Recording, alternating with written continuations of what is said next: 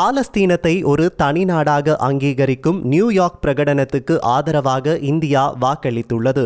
Israel பாலஸ்தீன பிரச்சினை என்பது 19ஆம் நூற்றாண்டில் இருந்தே தொடர்கிறது. இருந்தபோதும் கடந்த 2023ஆம் ஆண்டு அக்டோபர் 7ஆம் தேதியன்று ஹமாஸ் அமைப்பினர் இஸ்ரேல் மீது தாக்குதல் நடத்தினர். இதில் 815 பொதுமக்கள் உட்பட 1195 இஸ்ரேலியர்கள் உயிரிழந்தனர். அதோடு 251 பேர் பிணை கைதிகளாக கொண்டு செல்லப்பட்டனர். இதற்கு பதிலடியாக காசா மீது இஸ்ரேல் போர் தொடுத்தது. இடையில் பேச்சுவார்த்தை ஏற்பட்டு சில நாட்கள் போர் நிறுத்தம் அமலுக்கு வந்தாலும் மீண்டும் இன்று வரை போர் தொடர்கிறது. இதுவரை அங்கு 64,000க்கும் மேற்பட்ட மக்கள் பலியாகி உள்ளனர். 1.5 லட்சத்திற்கும் அதிகமானோர் காயமடைந்திருக்கின்றனர். இதற்கிடையே ஹமாஸ் வசம் உள்ள தங்கள் நாட்டு பிணை கைதிகள் 58 பேர் விடுவிக்கப்படும் வரை தாக்குதல்கள் தொடரும் என எச்சரித்துள்ள இஸ்ரேல் காசாவை தங்கள் முழு கட்டுப்பாட்டில் கொண்டு வரவும் திட்டமிட்டுள்ளது. மேலும் காசா நகரின் 80% அதிகமான பகுதிகள் தங்கள் இராணுவ கட்டுப்பாட்டில் வந்துள்ளதால் காசா நகர குடிமக்கள் வெளியேற வேண்டும் என இஸ்ரேல் எச்சரித்துள்ளது.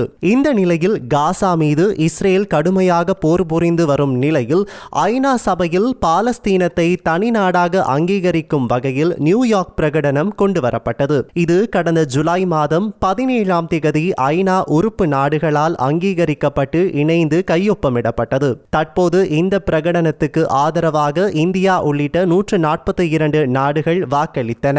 இஸ்ரேல், அமெரிக்கா, அர்ஜென்டினா, ஹங்கேரி உள்ளிட்ட 10 நாடுகள் இதற்கு எதிராக வாக்களித்தன. 12 நாடுகள் வாக்களிக்காமல் தவிர்த்துள்ளன. அரபு அல்லாத நாடுகளில் முதல் முறையாக பாலஸ்தீனத்தை ஒரு தனி நாடாக அங்கீகரித்த நாடு இந்தியா என்பது குறிப்பிடத்தக்கது. இதில் ஆதரவாக வாக்களித்ததன் மூலம் பாலஸ்தீன மக்களின் சுய நிர்ணய உரிமை குறித்த தனது நிலைப்பாட்டை இந்தியா மீண்டும் உறுதிப்படுத்தியுள்ளது. மேலும் அமைதிக்கான பாதைகளாக உரையாடல் மற்றும் பேச்சுவார்த்தைக்கான தனது அழைப்பை வலுப்படுத்தியுள்ளது. மறுபுறம் செப்டம்பர் 22ஆம் தேதி நியூயார்க்கில் நடைபெறவிருக்கும் ஐநா உச்சி மாநாட்டிற்கு முன்னதாக இந்த வாக்கெடுப்புகள் வந்துள்ளன. இந்த உச்சி மாநாட்டிற்கு ரியாத் மற்றும் பாரிஸ் இணைந்து தலைமை தாங்குகின்றன. அந்த உச்சி மாநாட்டில் பிரான்ஸ் ஜனாதிபதி இமானுவேல் மேக்ரன் பாலஸ்தீன அரசை முறையாக அங்கீகரிப்பதாக உறுதியளித்துள்ளார். நியூயார்க் பிரகடனம் என்பது பிரான்சால் அறிமுகப்படுத்தப்பட்டதாகும். இந்த தீர்மானம் காசாவில் போரை முடிவுக்கு கொண்டு வருவதற்கும் இஸ்ரேலுடன் இணைந்து ஓர் இறையாண்மை கொண்ட பாலஸ்தீன அரசை நிறுவுவதற்கும் புதுப்பிக்கப்பட்ட உலகளாவிய உறுதிப்பாட்டை குறிக்கிறது. பிராந்தியத்தில் நீடித்த அமைதி மற்றும் ஸ்திரத்தன்மையை உறுதி செய்வதற்கு இரு தரப்பினரும் தீர்க்கமான நடவடிக்கைகளை எடுக்க வேண்டும் என்று அது வலியுறுத்துகிறது. மேலும் நியூயார்க் பிரகடனம் இஸ்ரேலை குடியேற்ற நடவடிக்கைகளை நிறுத்தவும், நில கையகப்படுத்தல்களை நிறுத்தவும், குறிப்பாக கிழக்கு ஜெருசலேம் போன்ற ஆக்கிரமிக்கப்பட்ட பிரதேசங்களில் எந்த ஒரு இணைப்பு திட்டத்தையும் கைவிடவும் கோருகிறது. இருப்பினும் அமைதியான இரு அரசு தீர்வை அடைய ஹமாஸ் காசாவில் அதன் ஆட்சியை முடிவுக்கு கொண்டு வந்து அதன் ஆயுதங்களை பாலஸ்தீன அதிகார சபையிடம் ஒப்படைக்க வேண்டும் என்றும் நியூயார்க் பிரகடனம் கேட்டுக்கொள்கிறது. அதே நேரத்தில் இஸ்ரேலிய பொதுமக்கள் மீது ஹமாஸ் நடத்திய தாக்குதலுக்கும் பணைய கைதிகளை பிடித்ததற்கும் கண்டனம் தெரிவிக்கிறது. மேலும் காசாவில் பொதுமக்கள் மீது இஸ்ரேல் நடத்திய தாக்குதல்களையும் இது கண்டிக்கின்றமை குறிப்பிடத்தக்கது. நியூயார்க் பிரகடனம் இஸ்ரேலை குடியேற்ற நடவடிக்கைகளை நிறுத்தவும், நில கையகப்படுத்துதல்களை நிறுத்தவும், குறிப்பாக கிழக்கு ஜெருசலேம் போன்ற ஆக்கிரமிக்கப்பட்ட பிரதேசங்களில் எந்தவொரு இணைப்பு திட்டத்தையும் கைவிடவும் கோருகிறது. நேபாள நாட்டில் ஏற்பட்ட இளைஞர்களின் புரட்சி போராட்டம் காரணமாக ஆட்சி மாற்றம் ஏற்பட்டுள்ளது.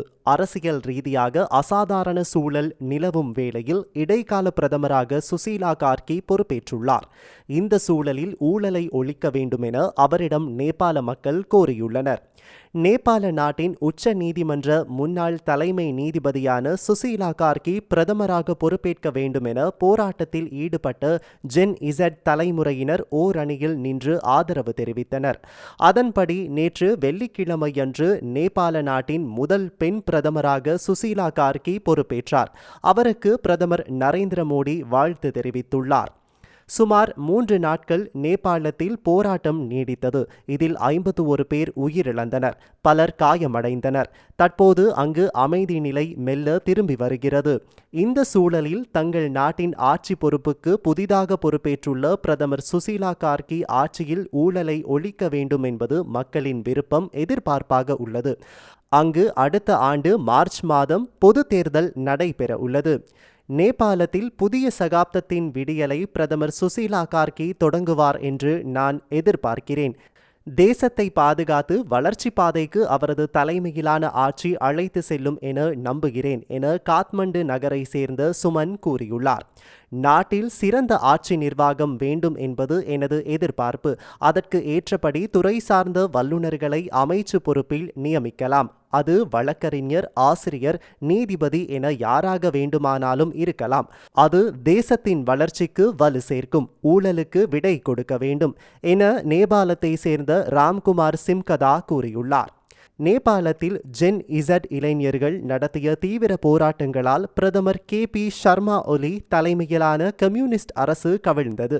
இதனால் அந்நாட்டில் அரசியல் குழப்பம் ஏற்பட்டது. இந்த சூழலில் இளைஞர்கள் மற்றும் மக்களின் ஆதரவுடன் சுசீலா கார்கி இடைக்கால பிரதமராக பொறுப்பேற்றுள்ளார்.